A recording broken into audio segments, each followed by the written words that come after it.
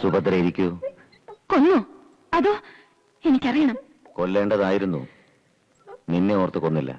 ഞങ്ങളെ തമ്മിൽ അകറ്റാൻ എന്തൊക്കെ കെട്ടുകഥകൾ ചമച്ചു, ഉപജാപങ്ങൾ ചെയ്തു.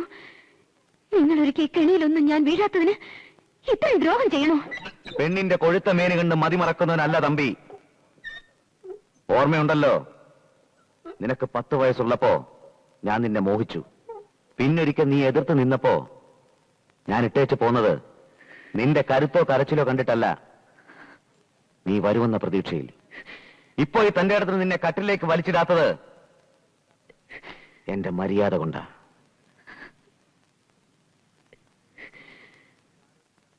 ഇനി ആലോചിക്കാൻ നിനക്ക് സമയമുണ്ട്.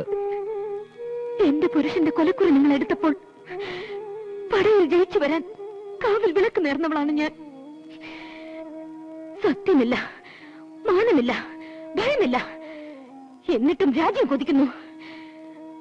നിങ്ങൾ ഒന്നുമാകരുതേ എന്ന് ഞാൻ പ്രാർത്ഥിക്കുന്നു. ആയിക്കോളൂ, ക്ഷത്രിയനാകാനുള്ള മഹാദാനത്തിൽ ഇതും കൂടി ആയിക്കോട്ടെ.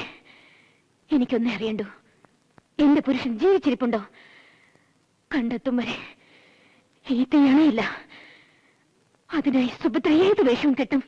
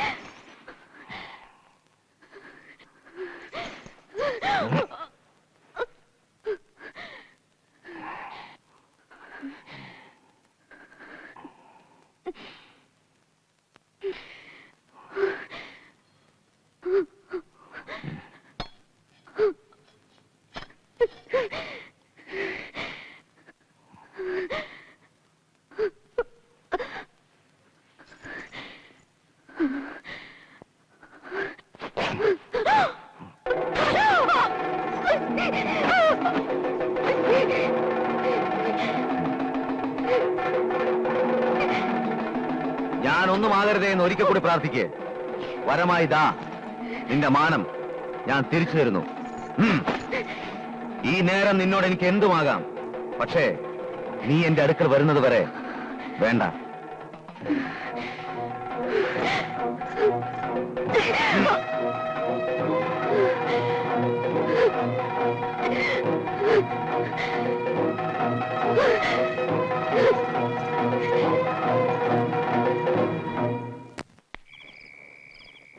கோயில் பள்ளி ஏதடா குறித்து நின்றதேதடா, கோயில் பள்ளி ஏதடா குறித்து நின்றதேதடா, வாயினால் வழங்கி நின்ற மந்திரங்களேதடா, வாயினால் வழங்கி நின்ற மந்திரங்களேதடா, ஞானமான கோயிலில் நன்மையாய் வணங்கினால் காயமான கோயிலில் காணலாம் இறைவனே, കായമാന കോയിലിൽ കാണലാം ഇറൈവനേ.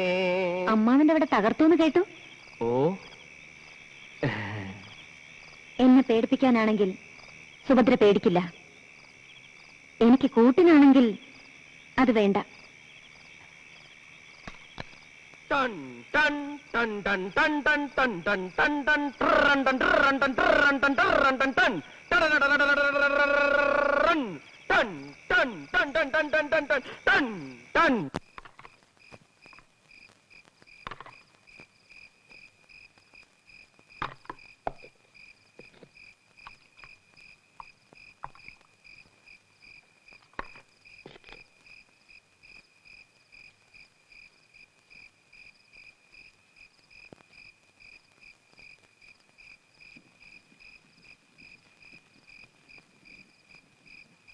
നിന്നെ ഇന്ന് തമ്പിയുടെ വീട്ടിലെ ഇടവഴിയിൽ കണ്ടു. ആശാരി തങ്കന്റെ കുടിയുടെ മുന്നിൽ വെച്ച് തിരിഞ്ഞു നോക്കിയപ്പോ നീ എന്റെ പിന്നാലെ ഉണ്ടെന്നറിഞ്ഞു. എന്താ നിനക്കിന്ന് ഇവിടെ വരാൻ തോന്നിയത്? നീ ഇരിക്കെ. എവിടെ നിന്റെ ഉറക്കം? വേണമെങ്കിൽ പുറത്തെ ചായ്പിൽ കിടന്നോ. നിന്നെക്കുറിച്ച് ഒരുപാട് കേട്ടിട്ടുണ്ട്. മതിച്ച കൊമ്പനെ മുട്ടുകുത്തിച്ചത്, കയത്തിൽ താണ് മീനാക്ഷിയുടെ കുഞ്ഞിനെ രക്ഷിച്ചത്, അമ്മാവന്റെ മാളികയിൽ കയറ് പൊട്ടിച്ചത്, എല്ലായിടത്തും ചുറ്റി നടക്കുന്ന നിനക്ക് എനിക്കായൊരു ഉപകാരം ചെയ്യാമോ? എന്റെ ആളിനെ നീ എവിടെയെങ്കിലും കണ്ടോ?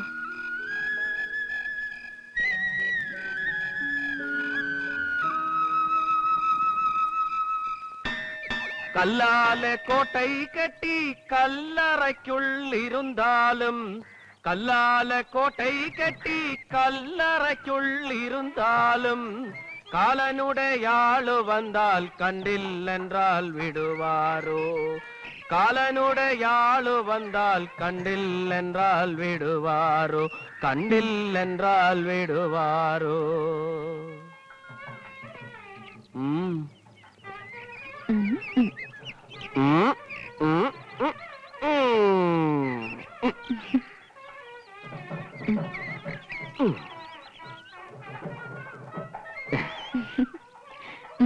പൊയ്ക്കോ.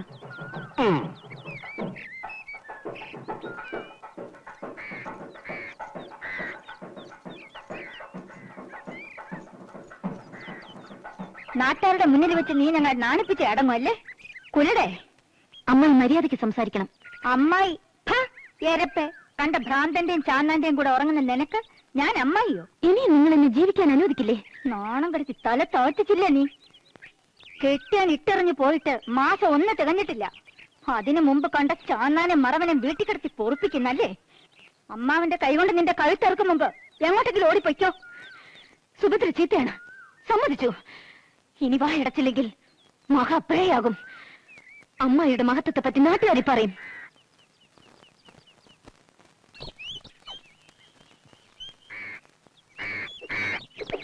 എങ്ങോട്ടാ? ഇത്ര പേരുവാണോ നീ? എന്നെ വിട്ട് പോവില്ലെന്ന് സത്യം ചെയ്തതല്ലേ? ഭർത്താവിനെ എന്റെ അടുക്കൽ എത്തിക്കാമെന്ന് വാക്ക് തന്നതല്ലേ? അതും വേണ്ടെന്ന് വെച്ചോ? ഓ, ഞാൻ ആരോടായി സംസാരിക്കുന്നത്? സുഭദ്രയ്ക്ക് ഒറ്റയ്ക്ക് ജീവിക്കാൻ കഴിയും. പക്ഷേ നീ കൂടെ ഉണ്ടെങ്കിൽ ഒരു കൂട്ടായി കൂടെപ്പിറപ്പിനെ പോലെ വിശ്വസിക്കാമല്ലോ. അത് വേണ്ടെന്നാണെങ്കിൽ പൊയ്ക്കോ.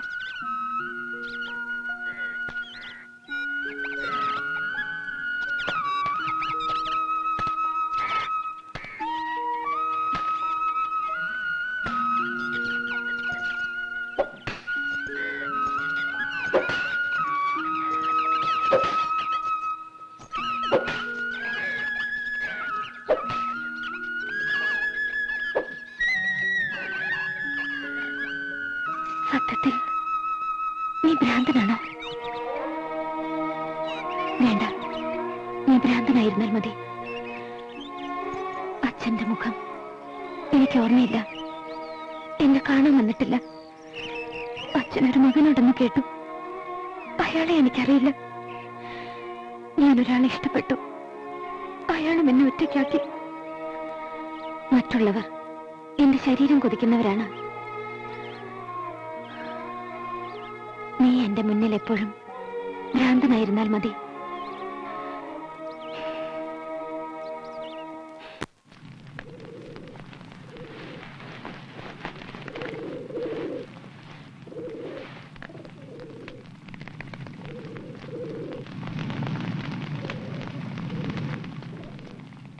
വന്നു അല്ലേ?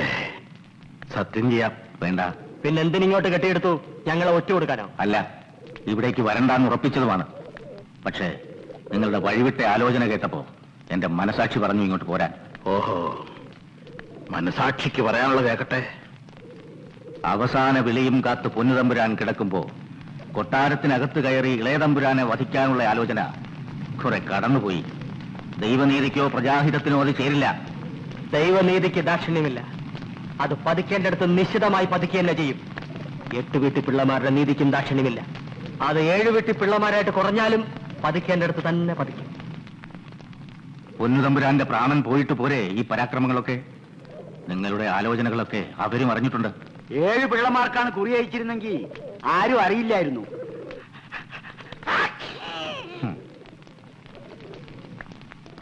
നിങ്ങളുടെ പക്ഷത്തൊരാൾ, സേനാനായകൻ, ഓടിപ്പോയിട്ട് അധികനാളായില്ല. അങ്ങനെയും സംഭവിച്ചുകൂടെ? അങ്ങയോട് എനിക്ക് പ്രത്യേകിച്ചൊന്ന് പറയാനുണ്ട്. അതിനു മുമ്പ് ഒരു ഉപകാരം ചെയ്യാൻ സന്മനസ് കാട്ടണം. കഴക്കൂട്ടത്തിന് എന്നെ വിശ്വസിക്കാം. എങ്കിൽ ഈ സുന്ദരയ്യൻ എന്ന മഹാബ്രാഹ്മണനോട് കുറച്ചുനേരം പുറത്തുപോയി നിൽക്കാൻ കൽപ്പിക്കുക.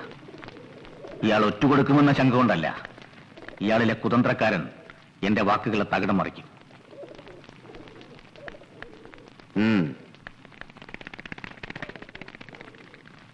നാട്ടുനടപ്പ് പ്രകാരം തന്നെ നമുക്ക് തമ്പി അദ്ദേഹത്തെ നമ്മുടെ രക്ഷാപുരുഷനായി പ്രഖ്യാപിക്കാം.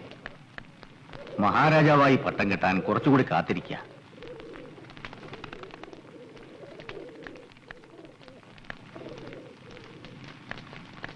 എന്റെ അപേക്ഷ ആവർത്തിക്കുന്നു.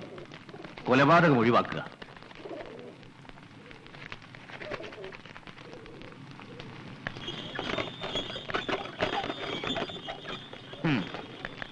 കഴക്കൂട്ടത്തിന്റെ വാക്കുകൾ ഒരു കാശിയാത്രക്കാരന് ചേരും. രാജ്യസ്നേഹിക്ക് ചേരില്ല.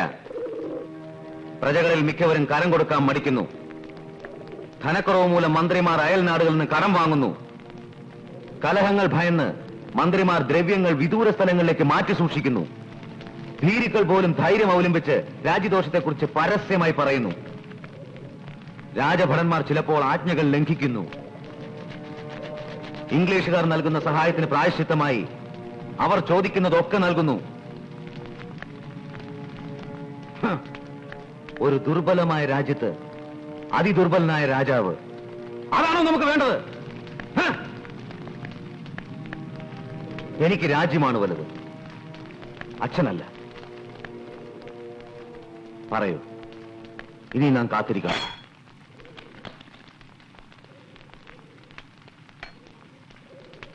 ഞാൻ പടക്കളത്തിലേക്കാണ്. നിൽക്കോ. തൽക്കാലം പുണ്യാഹം കഴിഞ്ഞ് ഇരണിയിലേക്ക് യാത്രയാകുന്നതുവരെ നാം ക്ഷമിച്ചിരിക്കേണ്ടതാണ്. സമയമാകുമ്പോൾ ഞാൻ എല്ലാവർക്കും സന്ദേശം അയക്കും. തെക്ക് നിന്ന് യുവരാജാവിനെ സഹായിക്കാൻ എത്തുന്നവരെ വെങ്ങാനൂർ പള്ളിച്ചൽ പിള്ളമാർ തടയുക. വടക്ക് നിന്നും വരുന്നവരെ കുളത്തൂർ തിരുമടത്തിൽ ചെമ്പഴന്തി പിള്ളമാരും, തിരുവനന്തപുരത്തുള്ള ജനങ്ങൾ ഇളകാതെ നോക്കാൻ ഞാനും രാമനാമഠവും, പാണ്ടിപ്പടയെ തുരത്താൻ തമ്പിമാരും ഭാരമേൽക്കേണ്ടതാണ്.